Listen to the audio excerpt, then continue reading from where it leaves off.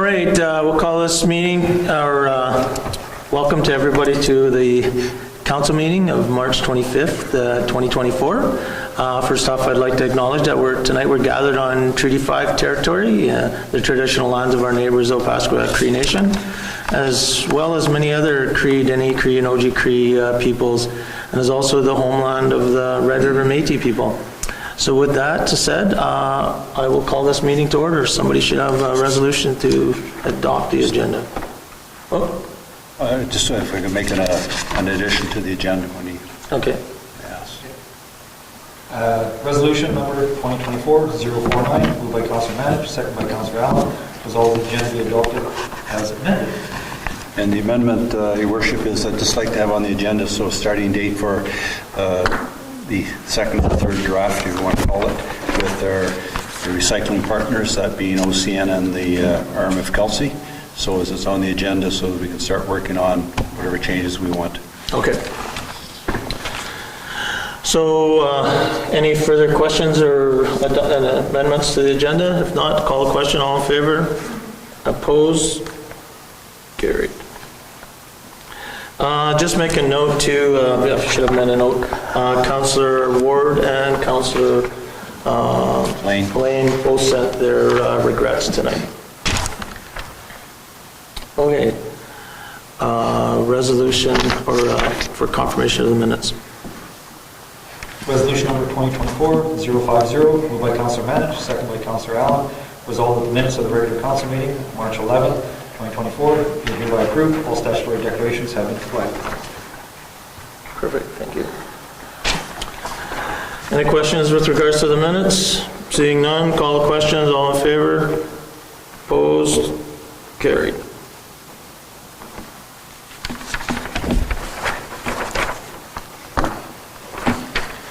Alrighty, recognition period. Anybody got any recognition of all the great stuff that's been happening in our community? Just encourage everybody to come out to the Blizzard game tomorrow night. Big game tomorrow, yeah. We'll win. Anybody else have any recognition? Speaking of the Blizzard, I just wanted to give a shout out to Gardner McDougall. He's a former Blizzard head coach 20 years ago, but his team with the University of New Brunswick just had an undefeated season, 38-0. Yeah, so all through playoffs too. All through the playoffs, and in the finals, they're the final 3 games, all shutouts. So he led us to our first ever championship, and he's still successful today. Also on the ice, I think this happened just after the last meeting, but local boy Connor Dewar is now at Toronto Maple Leafs, so we can watch him on prime time. That's good to see. That's too bad for him. Yeah, there's mixed emotions in that one. Dad is struggling. Oh yeah. Yeah, and then locally, just want to give a shout out to our maintenance doing all those water main breaks. Bouncing all over the place there. So it was really good to see all that. I think last weekend I just shot Sam a text there saying there's a big puddle at the corner of 8th and Settee, and he sent me back a text like 2 hours later saying we looked at it, we dealt with it. So they're really hustling. Good. Anybody else have anything? I just have, I did get an opportunity to go to the 48th Northern Jurd Art Show. Quite impressive artists we have in northern Manitoba. I got to pick my favorite painting, but it didn't win. But it was really impressed to see. I know Councillor Manich's daughter was recognized there as well, but that was one of the nice things to see is that we have some very young, very good artists in the community, and it's something that we should be proud of and continue to promote. So congratulations to everybody that put their names forward in that show. Just for clarification, you said you had your favorite photo or painting, but it didn't win. Is this one that you actually made yourself? No, I wanted to. I like I mentioned to everybody when I brought greetings is that when I was in middle school and high school, I got very strong recommendations from the art teacher and the band teacher to not continue in art or band. But I know the youth is, yeah, like I said, Councillor Manich's daughter Danica, and there was other youth that were there, some quite impressive drawings and stuff. So that's good. So moving right along, we have citizens. You guys want to, you can sit down at the front. People in the main gallery there, looks like they did something wrong. They're all kind of shying away from you. Nobody wants to be up front. Yeah.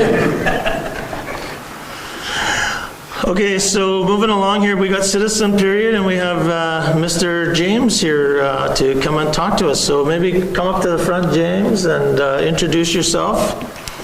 And yeah, sure. The green mic is so that people in YouTube land can hear us here. So. Okay, perfect. Yeah, so first off, just want to thank Mayor and Council for having me here. I know we've been trying to do this for a while now, so happy that it finally worked out for us. So I'm James Wigley. I'm the CEO for the Canadian Mental Health Association. Very long title, but Swan Valley, Parkland, and Macau region, as well as Central region here in Manitoba.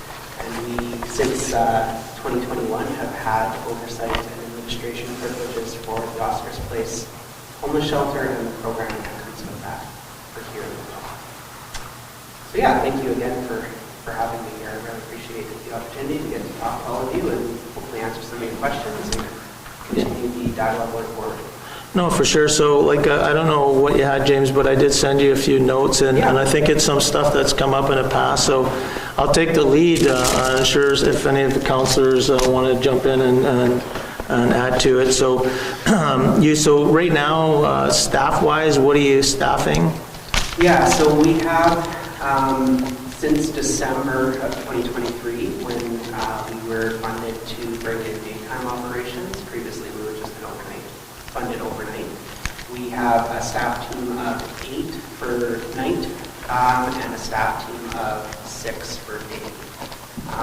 Now that's if we're at full capacity. So we do have 2 vacancies right now per day that we're trying to fill, and hopefully this trip here I'll be able to fill those and we'll be at full capacity. So hours of operation are? Yeah, so hours of operation are from 8 p.m. to 8 a.m., which is our nighttime. That's 365 days a year. As far as day goes, it's not quite 24/7, and the reason for that is we're not funded to provide 24/7. So it's supposed to be, when we're fully staffed, it will be from 9 a.m. to 5 p.m. 7 days a week. So it's supposed to be 365. So if I can just speak to that a little bit as to the reasoning behind that. So the province announced daytime operations for some shelters here in Manitoba back in the summer of 2023, so before the election. We as Oscars Place were given the opportunity to take that, knowing what CMHA wanted to work towards when we first took Oscars Place on back in 2021. That was exactly one of our main goals, was to see this site be open during the day for the community and for the most vulnerable. So we did say yes to it. The thing with that is, though, it was only for 6 months worth of funding. So from October 1st to March 31st is all they were funding for 24/7. So what we did as CMHA is we lessened the amount we were open every day so we could spread it across the whole year. And then I restructured budgets to ensure that we could offer 12 months worth of coverage, although not full 24/7. At least we were open during the day, every day, 365. And so because the funding from the province is technically only for 6 months of true 24/7, if you will, that's why we see the gap. Yeah. What we're available to open. Well, that's a major concern for us as well, because that wasn't my understanding when the government was talking to us. So it's something that I think that us as a council will bring forward as well to ensure that those services are there for all time. Because I know I have conversations with some of our peers or our colleagues out there, and they're looking for help during the day, and we, as a community, we don't know what to do, right? We just scratch our heads, so just so I'm clear then, so at the end of this year then, you won't have funding again? So we have stretched it, so we have a full year's worth from the point of start. So technically speaking, the funding that they provided us to run from October 1st to March 31st, we actually can stretch out to next December, because we didn't actually get the flow of payments from government until December. Oh, so this December. And then, so That's are why you, we didn't implement it. are you open on the weekends? As soon as I can fill these other two. Okay. So my hope is that starting beginning of April, we will have training done and we'll be open 7 days a week. So right now, then, if I look at once everything would be good, or you're going to be closed from 8 p.m. to, or 8 a.m. to 9 a.m., and from 5 p.m. to 8 p.m. Yes. And that will always be like that? Until we can secure additional funding to fill that gap. Because of the way we have to structure our staffing, in order to cover, because we are a 2-person at all time shelter, so we have to have 2 staff at all times in order to be open. We actually, in order to do 24/7 coverage, we require an additional 8 hours of coverage each day. So although we only have 4 hours to give, the way that the shift pattern would have to be, we actually have 8 hours that we have to fill every day.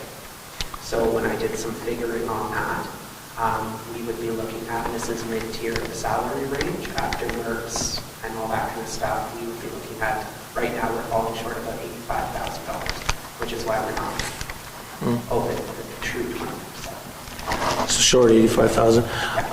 So I have these bullets that I sent you here. So future support services at the center. So, one thing we talk about is, it's a place to stay right now. But what's your plans for other things? What can we do? Yeah, absolutely. So something that we've done in the other communities that our CMHA is in is start to build wraparound health access centers. And so our goal for Oscar's Place right from the get-go was to see that center become that for the town of Kapaa, or an option for the town of Kapaa. So I have been in conversations with Manitoba Housing. So Manitoba Housing owns the location, we run the service. So I have been in conversations with Manitoba Housing to do a capital project on Oscar's Place to see the 10 rooms on the outside. Some of them be eliminated to open up the interior more, so we have more room for daytime operations, more of a hall. And some of the outside rooms we opened up to the interior hall area so that they can be utilized for office space and meeting rooms.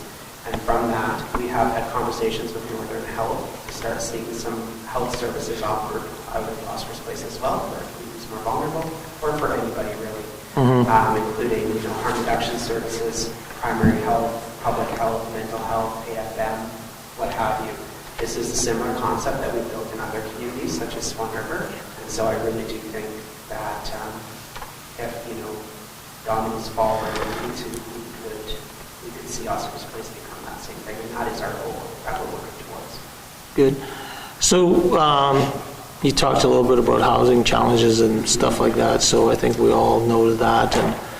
But I know one of the things that we get called about a lot of time is that emergency after-hours support, like it's minus 35 outside, shelters closed, and we got no place to go.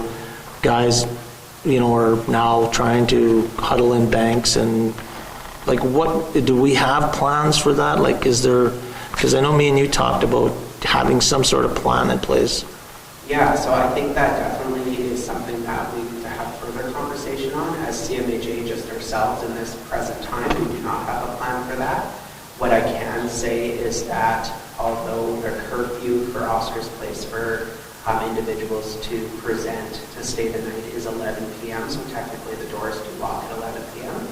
If a community member is found and brought by RCMP or another referral source, and if the individual is, presenting in the state that they're able to actually access the center and not be a disturbance to everyone else who's currently sleeping there, then staff will let them in past 11. So, and that's written in our policy. So even though it's after 11, if we're not at full, which is 26 people, if we're not at full capacity, then if they're brought by, or even if they self-present, if it's a -30, then we have. Yeah, I know Again, that, they need to be in a state that they're not going to be causing a disturbance to the other individuals who are currently sleeping in there. yeah, I know the last discussion I had with, was that I got a call with regards to, it was in the middle of the day, it was so windy, and it was a weekend actually, I think it was a Saturday, and we were closed. And that's what concerns me, because like we have as a community, we have no way of doing anything, like we can't, and I'd rather us have a plan instead of reacting like we did a few years ago, where we just say, like, we're not gonna let somebody freeze to death. I mean, that ain't gonna happen. But it's nice to sit down and get this plan worked out with us and our staff to say, if we have to go to the arena, or if we have to go to a school, or if we have to go somewhere, we can have our staff know what to do, and we know kind of the protocols. But like calling me doesn't do anything, like I don't know what to do, right? Yeah, so my hope would be that eventually we will see the current funding allotted to Oscar's Place be increased so that it can be a true 24/7 operation. And then, of course, that would Take care of itself, yeah. right, to an extent. And that's only 80, not only, but that's only At the $85,000. tier, yeah, that's what we would probably be looking at. Yeah, for that additional 8 hours per day. Is there any plans, and because I think it'd be a good idea if we had got a consultation plan sort of discussion with yourself, the RM, OCN, and Town of the Paw. I know I've talked to OCN a few times and they're interested. Would you like us to coordinate something like that? Absolutely, yeah, for sure. I mean, I've said it right from the get-go, well before we were involved with Oscar's Place here in the Paw, that, I mean, homelessness and the challenges that come with homelessness and the individual challenges that often lead to homelessness is not on any one individual or any one organization. These are community challenges, and a community must work together in order to solve them. So we as CMHA are definitely around the table with Oscar's Place and wanting to see solutions across the province. And so, but it does take communities. And so I think when you're in an area like the Paw with the tribe community set up, I think we all have to be around the table discussing.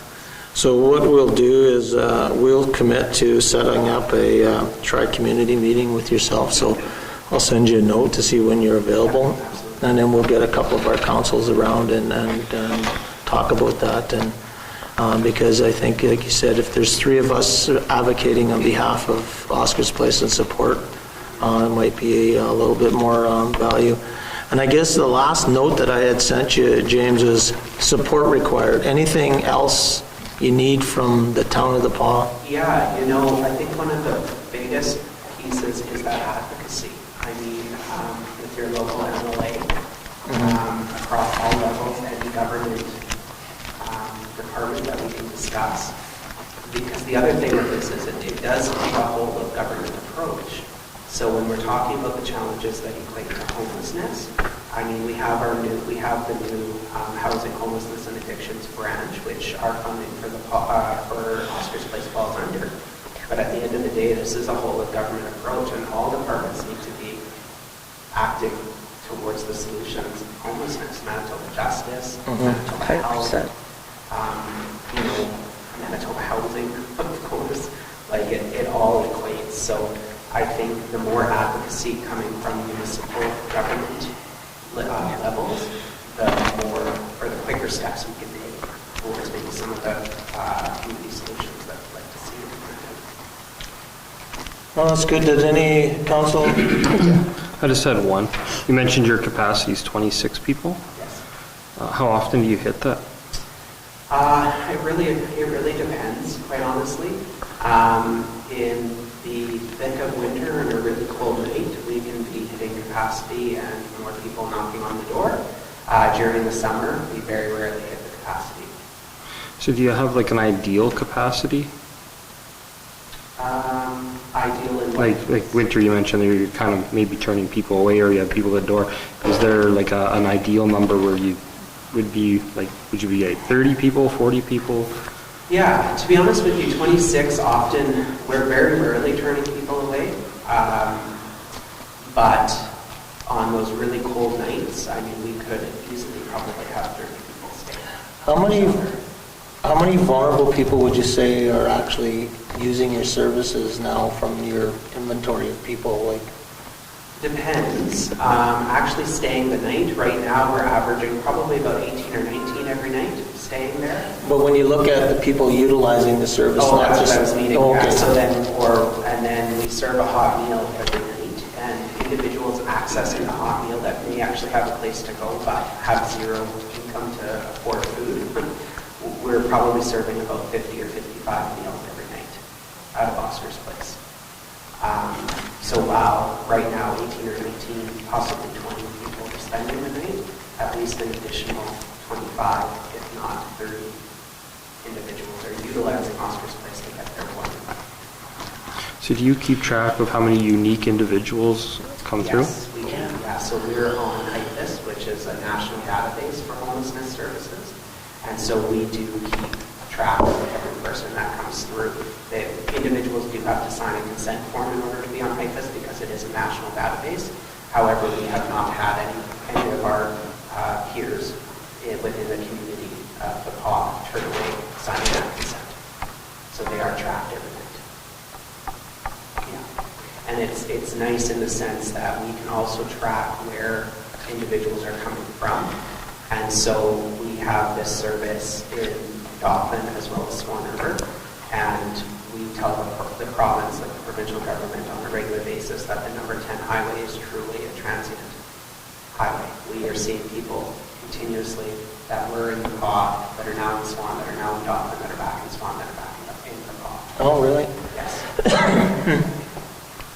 And that's why I think the PAW is one of the community safety and well-being planning communities. Underway, yeah. Yeah, so we are Swan River and Dauphin is as well.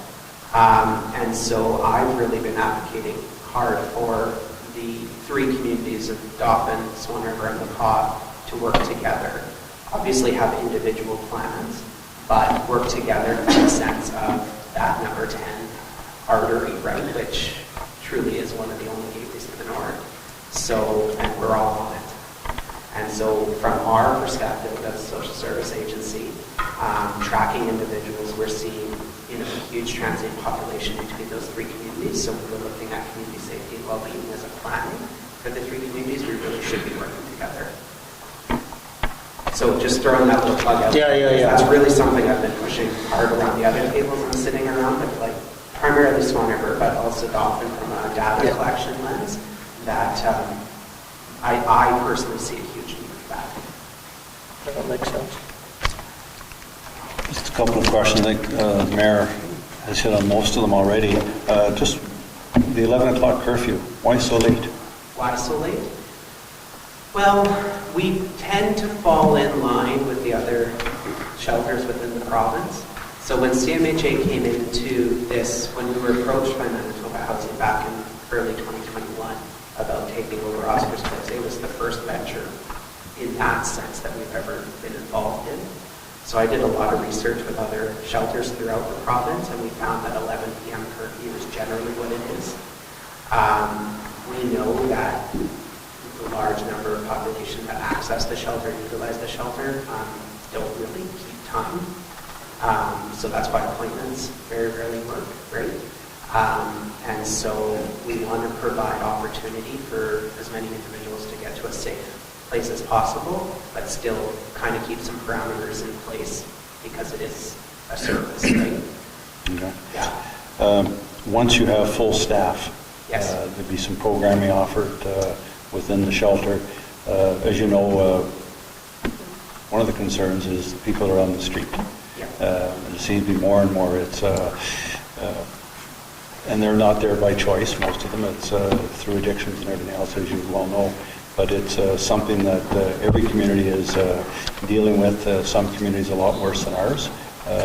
Also, we want well-being for the individuals, but we also don't need to have groups of 6, 8, 10 standing on the corner, standing in the bank vestibules, which are now closed because of the individuals. Public safety is a big issue. Do you have any, and again, dealing with mental health, what do you do with individuals that don't conform? Can they be, they're obviously over, they're adults, they're over the age 18, can they be sent to mandatory treatment?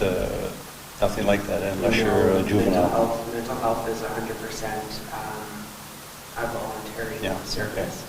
Now, if somebody's at harm of themselves or other, then there's certain components that can be implemented, like something can be formed and that sort of thing for assessment.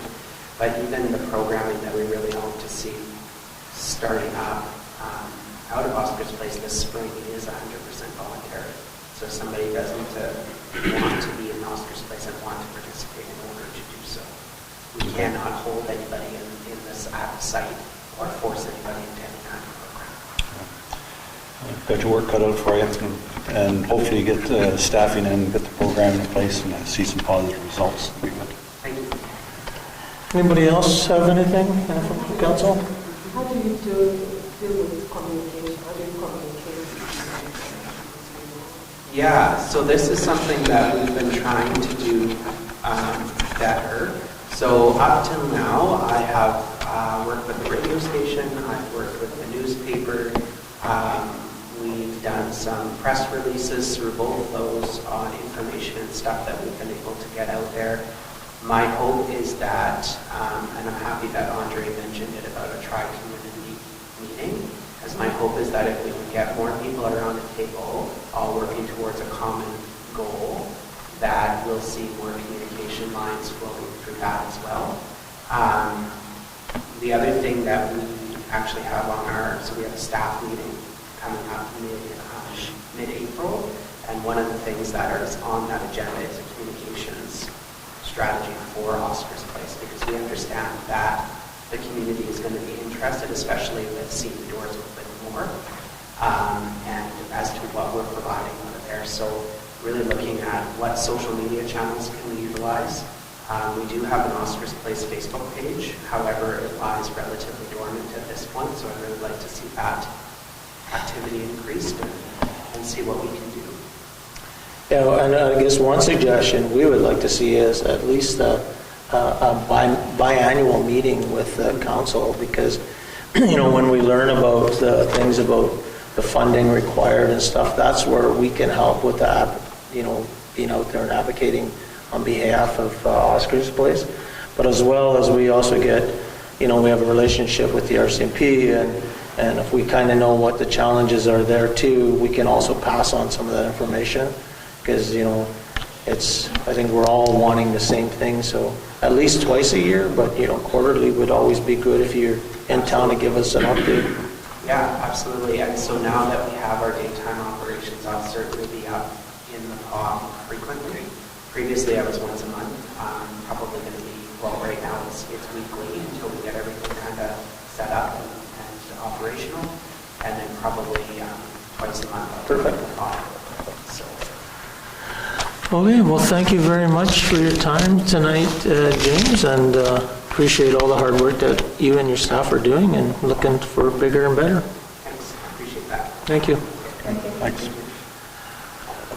Okay. Any other citizens? I don't believe so. Just a point of order. I know you guys are here for in camera or not? Yeah. So that's going to be a while yet. We could go into camera right now, just pause and let the public know that we'll... Yeah, that's... I know, very busy. I don't want you putting overtime in tonight either. Yeah. That's what I was going to ask, because we've probably got at least another hour or so.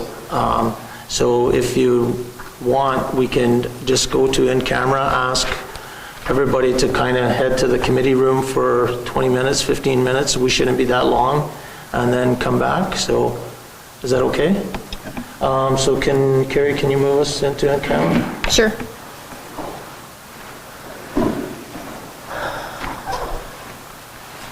Resolved that we do now move ourselves into the in-camera portion of the Committee of the Whole with Mayor Murphy and the Chair to discuss matters requiring our attention. Make a motion to move in camera at, what time is it? 6:30. 6:30. Yeah, we won't be like 10 minutes. So, motion to move in camera at 6:30. All in favor? Okay? All those in favor? All those in favor, yeah.